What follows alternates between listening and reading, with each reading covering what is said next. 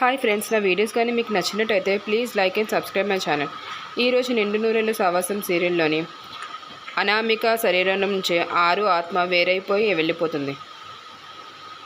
అందరికీ బాయ్ చెప్పి ఇంట్లో నుంచి బయటికి వచ్చిన అరుంధతికి గేట్ దగ్గర చిత్ర కనిపిస్తుంది. చిత్ర బాయ్ చెప్పి నేను ఎంట్రీ ఇస్తుంటే నువ్వు బయటికి వెళ్ళిపోతున్నావు అని చెప్పి నవ్వుతూ చెప్తుంది. దానికి అరుంధతికి పక్కనున్న గుప్తా గారికి అర్థం అవుతుంది.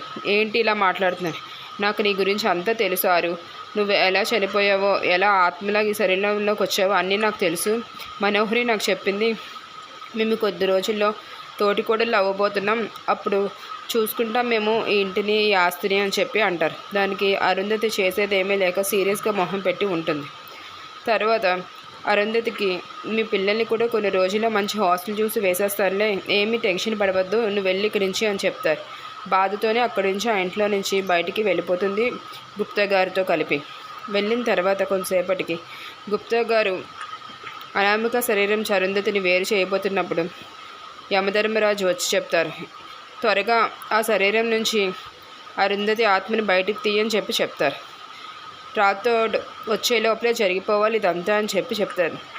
ఎవరికి అర్థమవుతుంది ఎందుకు అలా చెప్తున్నారో అని చెప్పి. అప్పుడు గుప్తా గారు కొంతసేపటి తర్వాత మంత్రం జపించిన తర్వాత అనామిక శరీరం నుంచి అరుంధతి ఆత్మ బయటికి వచ్చేస్తుంది. అప్పుడు అరుంధతి చేసేదేమీ లేక గుప్తా గారితో పాటు ఇంకా పైలోకానికి వెళ్ళిపోతుంది.